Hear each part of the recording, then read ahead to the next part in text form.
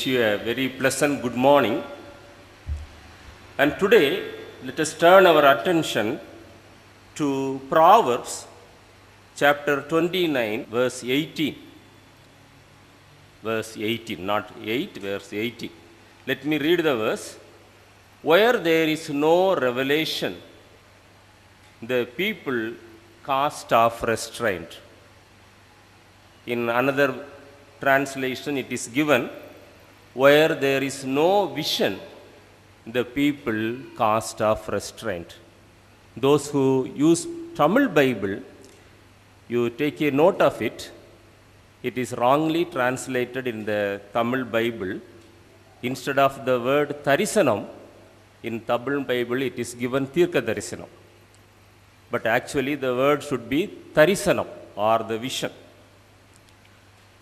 So here the Bible says, where there is no vision or where there is no revelation, the people cast off restraint. See, the prophetic visions declare God's will and standards. If you read the entire Bible, there are Old Testament saints and there are New Testament saints. They received visions from the Lord. If you read the Old Testament, Abraham was one of the greatest visionary who received a number of visions from the Lord. So this morning, I want to talk about the visions of Abraham. The visions Abraham received from the God. See, Abraham is called as a father of believers. We all call him as father of believers. And he is not only the father of believers, he is also a man of visions. So I have chosen 5 visions that he received from God during his lifetime, and I want to explain the 5 visions to you this morning. See, the first vision is given in the Genesis chapter 12, the first 3 verses. All of you turn your attention to Genesis chapter 12, the first 3 verses. So here, Lord is appearing before Abraham, and Lord had said to Abraham, leave your country, your people, and your father's household, and go to the land I will show you. I will make you into a great nation, and I will bless you. I will make your name great, and you will be a blessing. I will bless those who bless you, and I will curse those who you curse him. So this is the first vision Abraham received from God. If you read the chapters, this is the first vision Abraham received from God. My dear brothers and sisters, this vision, I call it as a vision of salvation. The name is not given in the Bible.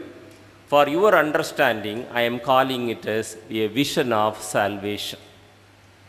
See, this vision is also told in another place in the Bible.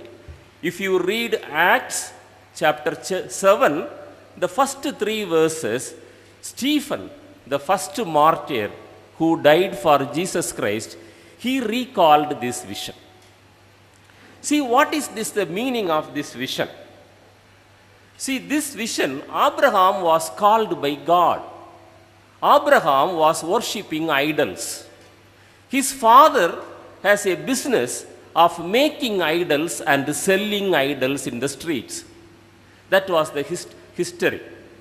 So Abraham's father is preparing idols and selling, and they earn their livelihood by selling and preparing idols.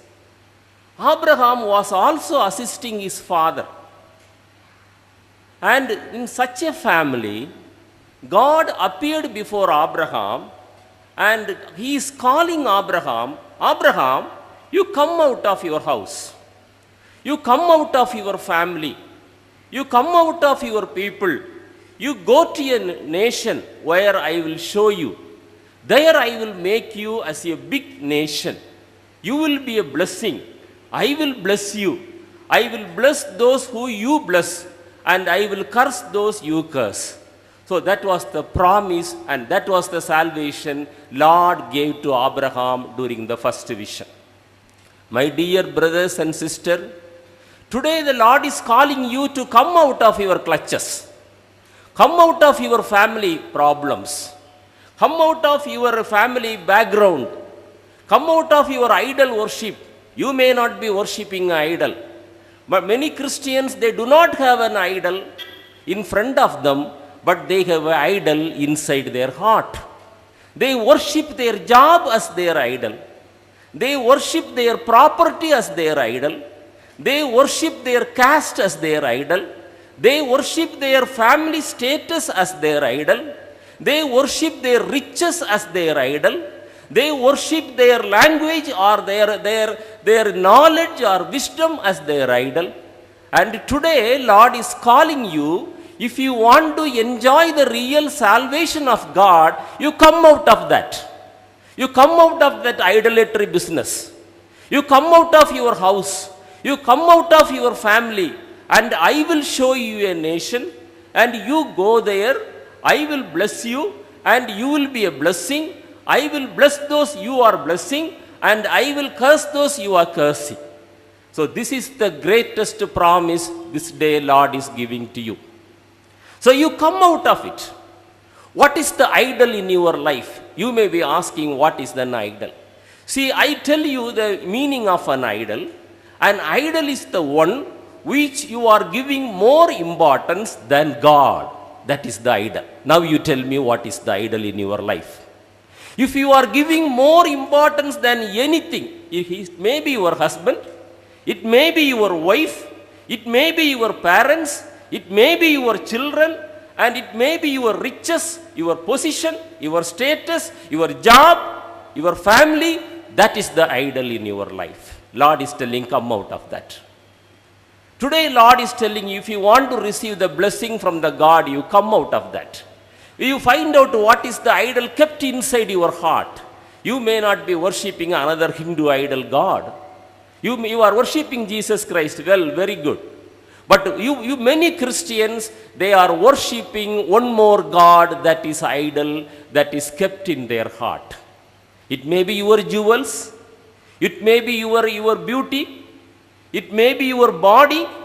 If you are proud of your body, that is an idol in your life. If you are proud of your job, that is the idol in your life. Lord is telling you, come out of that.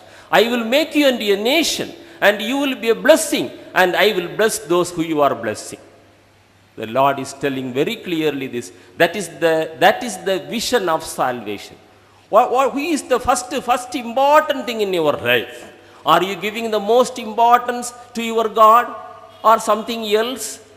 Something else?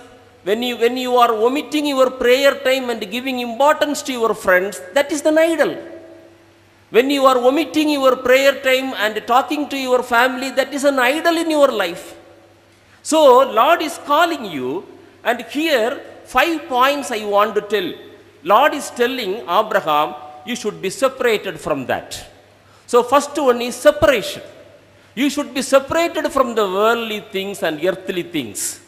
You may be having so many things. You are living in the earth. Well, very good. We all should live in the earth. But at the same time, the earth should not come into our heart. The earth should not come into our heart. The world should not come into our heart.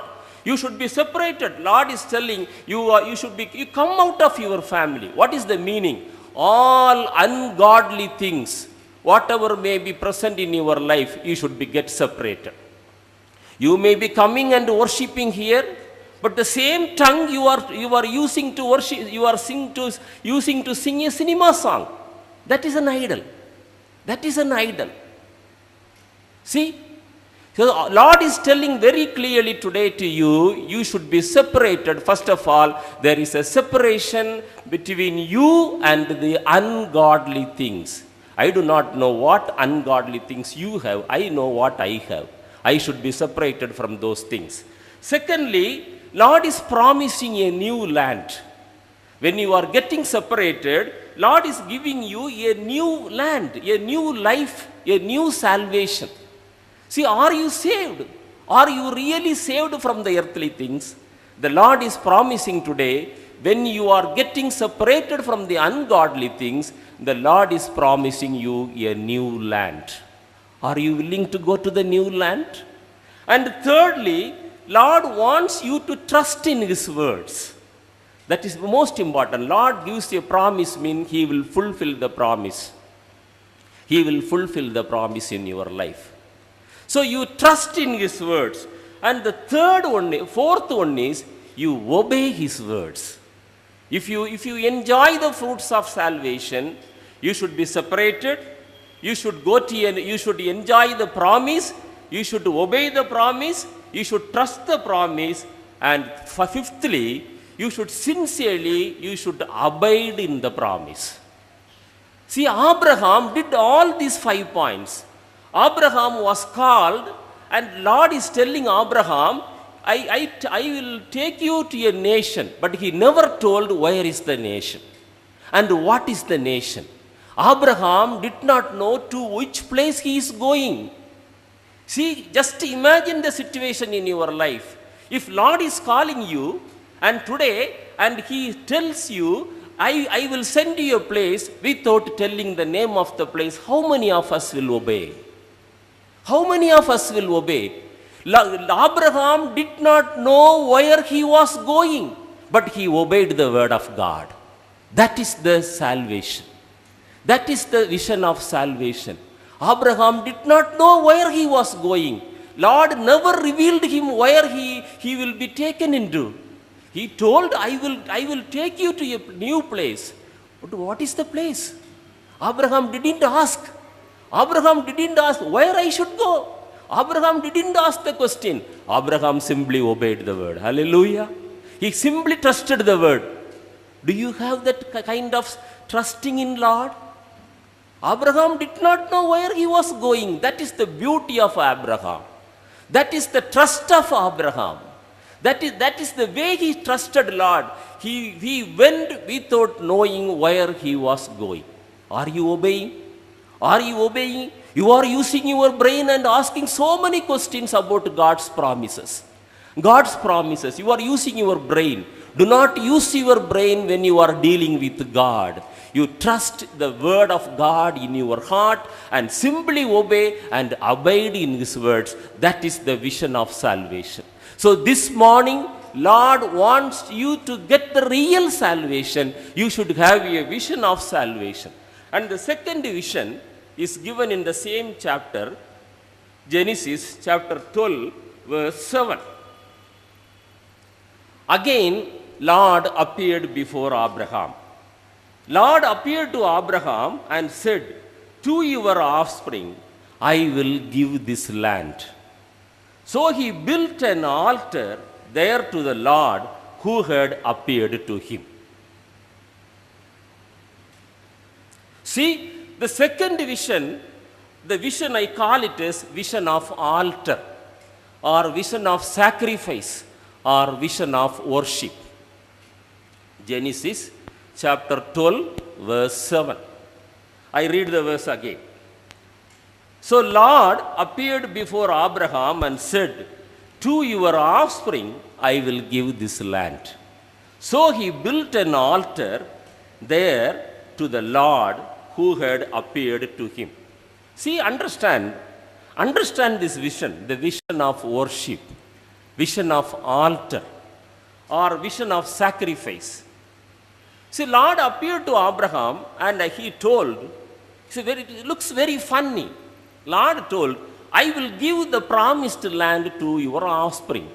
But Abraham was childless. Abraham has no children. Abraham and Sarah, they have no children. But Lord is telling, I will give the promised land to your offspring. That also Abraham believed. That also Abraham believed. And first vision, Lord was telling Abraham, I will take you to a nation where I will bless you, but he didn't tell the nation. He didn't name the nation. Understand? Here Lord is telling Abraham, I will give the nation to your offspring. But he has no children. He all believed the word of God, and Bible says he built an altar there to the Lord. He built an altar there to the Lord. This is the vision of altar. See, this indicates Abraham has a single-minded passion towards God. He totally believed God. He never asked any question. And he built an altar and worshipped him. This shows the love he had for God, the devotion he had for God, the praise he had for God, the holiness in his heart, and the service mind in his heart towards God. See, this is the kind of qualities our Lord is expecting from us. Lord was telling, I will take you to a nation, but Abraham did not know which is the nation.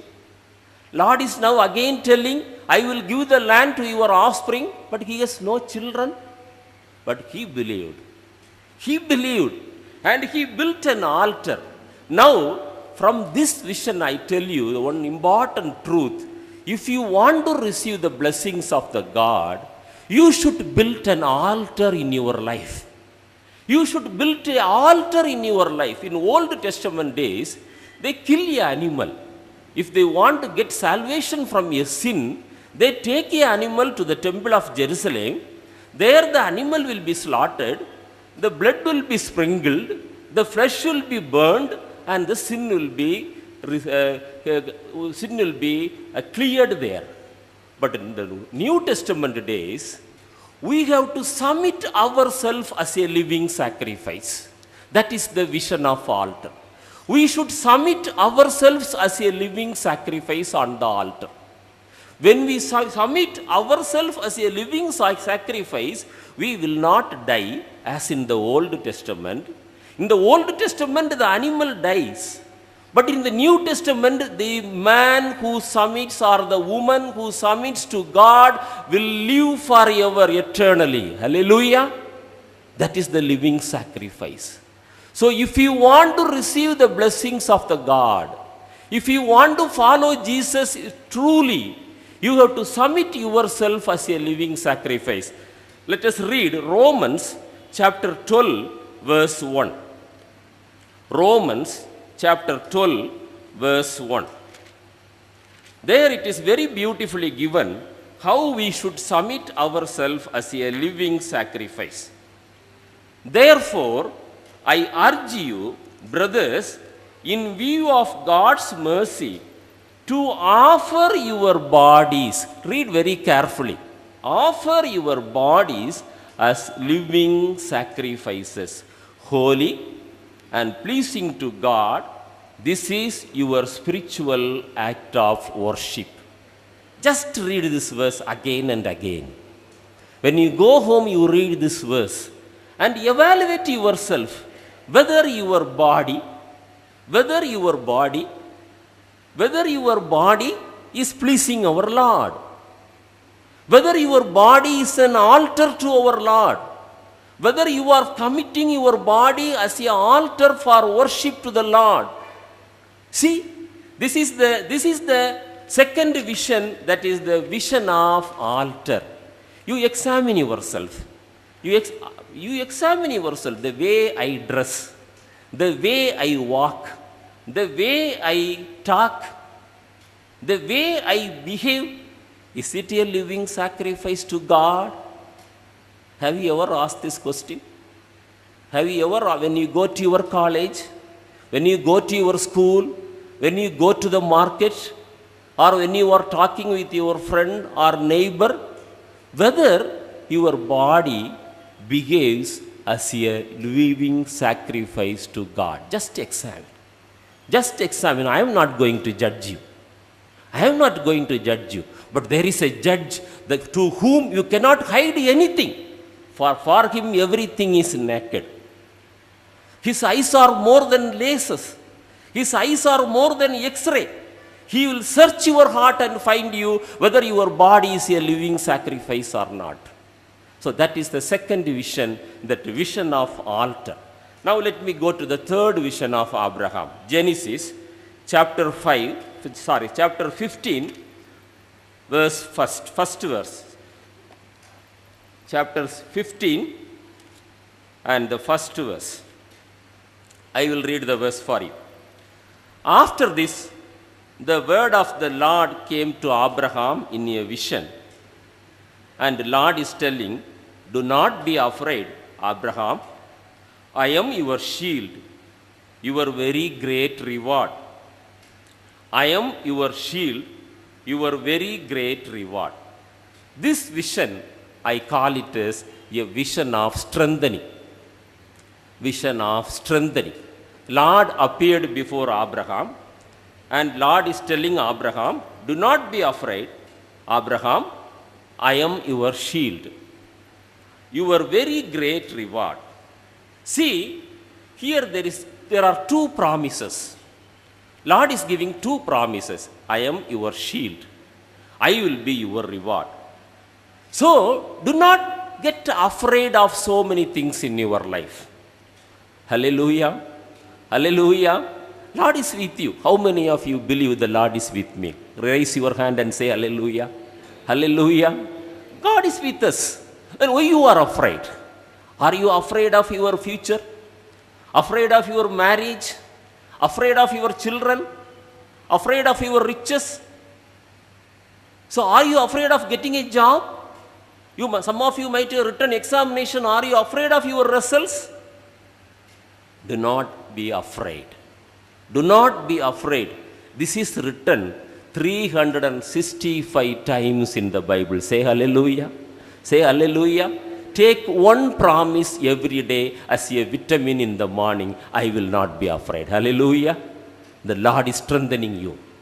Once you receive the salvation, once you built the altar for the God, you cannot be panicked or afraid of anything in the world. I have no fear in my life. I have no fear in my life. If somebody comes and say you will die next moment, I will be happy. Because I have the assurance that I will be with my God. Are you afraid of anything? Some people are afraid of their sickness. Some people are afraid of death. So there may be so many ailments in your body, so many diseases in your body. There may be so many problems in your life. My dear brother, but I tell you, there is one God, He is with you. Hallelujah. Don't be afraid of anything. Don't be afraid of anything. Are you afraid of your children? They are not studying. You get the vision of salvation. You get the vision of altar in your life. Then everything will be a blessing in your life. Don't be afraid. See, let us read one verse, First Chronicle chapter 16, verse 11. First Chronicle chapter 16, verse 11. See, I read the verse for you. Look to the Lord.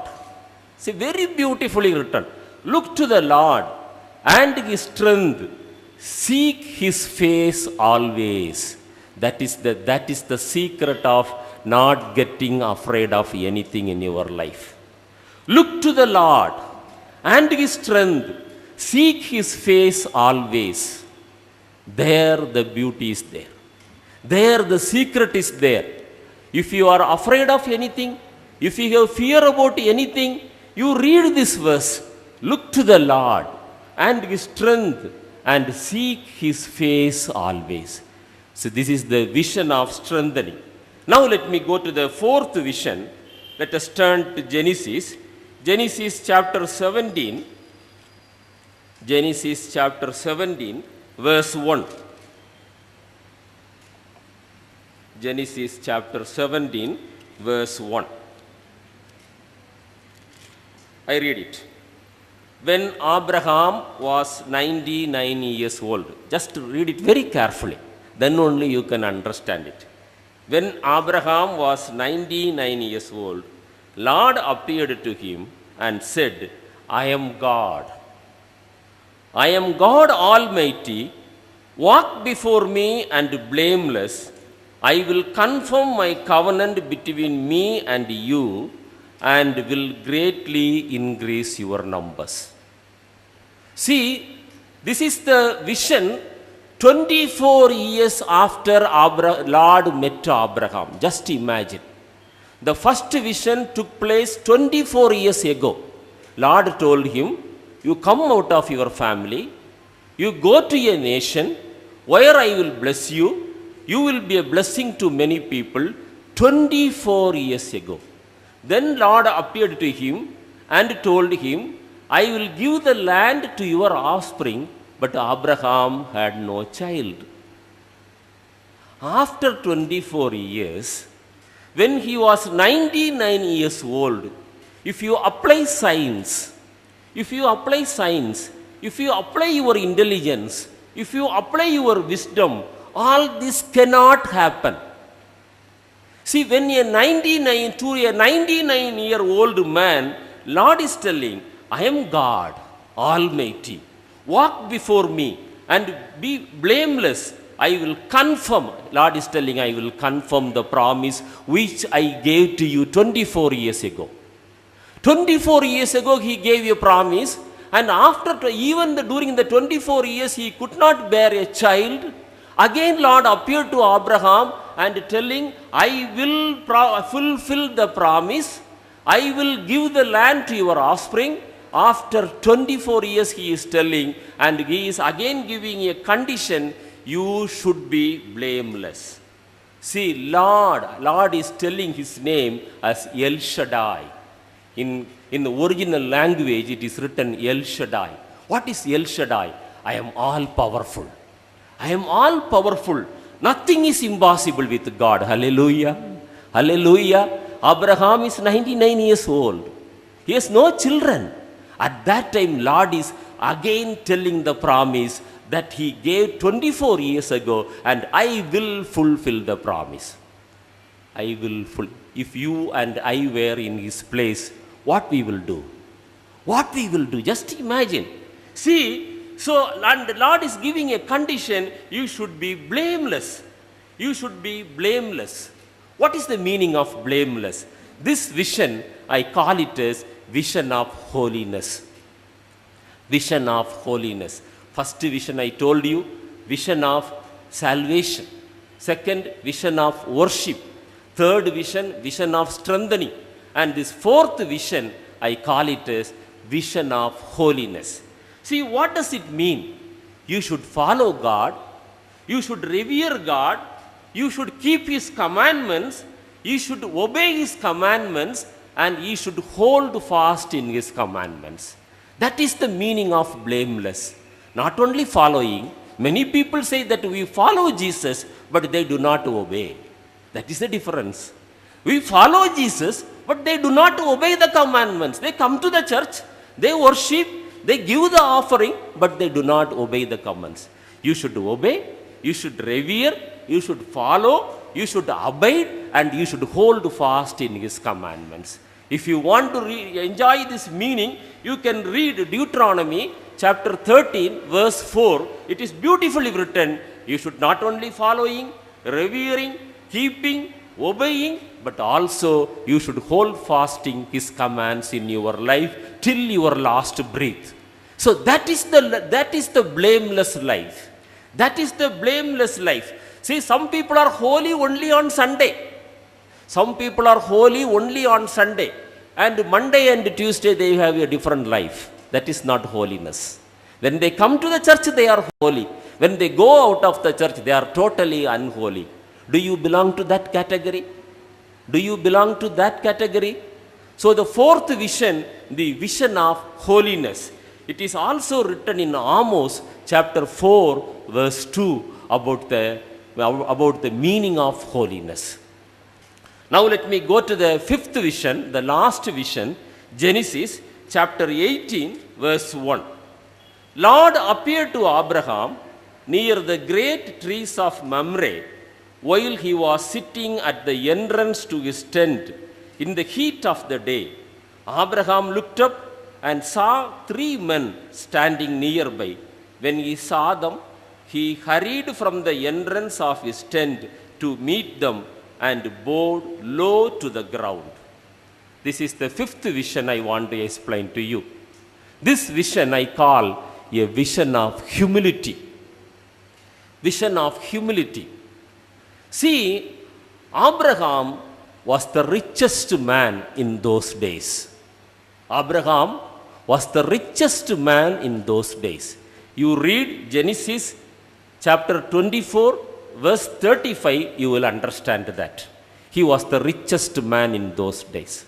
But the Bible says, he sat on the floor at the entrance of his tent as a simple man. Abraham was the richest man in those days. He sat on the floor at the entrance of his tent as a simple man without having any property, any riches. This shows Abraham's humility. See, Lord may save you, Lord may anoint you, Lord may bless you, Lord may use you, but never allow the pride to come into your heart. Never allow the pride to come into your heart. You can preach very well. You can sing very well. You can give liberally to the God. You are worshipping regularly. All these are very good things. But at the same time, you humble yourself before God and men. Hallelujah. Hallelujah. You should have a vision of humility. Never allow the pride to enter into your heart. There the beginning of your fall. See, once you are getting a slave, you are allowing yourself as a slave to the pride, I tell you, your spiritual life will be coming to an end. Never allow. Always submit yourself to your God. Always humble yourself, God. Lord, I am nothing. I am nothing, Lord. I am nothing, Lord. In front of you, I am nothing. In front of the holy God, still I am unholy. You say like that. Then you will be holier. You always humble yourself to the God. You should have a vision of humility. Now I will recall all the 5 visions. See, the vision of salvation. You come out of your life. You come out of your present life. Your present idols. You come out of that. Lord is promising a new land. He will take you to a new land, a new life. You will be blessed and you will be a blessing to others. And you built an altar for God. You should worship God regularly. You should worship God in your spirit. You should worship God regularly in your life, not occasionally. Not as a compulsory thing in your life. It should part of your life. See, when I was in United States of America in 1997, I was in a particular place called Tifton. 5 months I was there. I worshipped in a church in Sunday morning service and also in the evening service. This Bible was presented by that church to me. See, wherever you go, you worship. You never forsake worship. I do not belong to this church. I belong to another church. After this service, I have to go to my church. There I will worship for another 3 hours. See, do not forsake worship. And the third vision, the vision of strengthening. Lord is strengthening today you. Lord is strengthening today you. Lord is giving all the strength. Do not be afraid. And the fourth vision, vision of holiness. But there is only one condition. There is one condition. You should be continuously holy. Not holy only on Sunday. Not holy only when you meet some believers or Christians. When you are with a Hindu, when you are with a Muslim, when you are with an atheist, still you should be holy. And the fifth vision I told you, Abraham got the fifth vision, that he was a man of humility. Humble yourself. Humble yourself. Do not enjoy or rejoice over your riches or your wisdom or your knowledge or your holiness or your spiritual standard. All these are nothing in front of God. Hallelujah. All these are nothing in front of our holy God. You humble yourself. You submit yourself to God. Lord, I am nothing. In front of you, I am nothing. I am nothing, Lord. Say that, and Lord is blessing you. So all these 5 vision, Lord wants to you to have this morning. So the vision of salvation, vision of worship, vision of strengthening, and vision of holiness, and lastly, when Lord lifts you, when Lord give you spiritual standard, spiritual blessing, earthly blessing, don't allow the pride to get into your heart. You humble yourself. Lord, I am nothing. Without you, I cannot do anything. Say that.